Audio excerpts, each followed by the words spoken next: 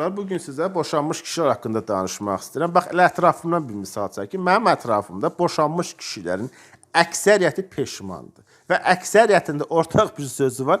Keşke indiki ağlım olsaydı, boşanmazdım.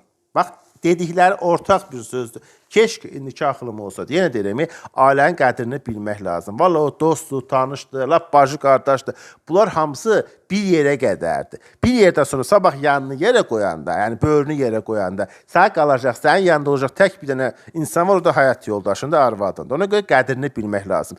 Yenə deyirəm, %65%, 60% xarakteri yaxşıdsa da qalanı yola vermək lazım. İndiki dövrdə, indiki zamanədə vallahi yəni hasad deyil gedib evlənmək. Heç bir gün subaylar qalıb evdə.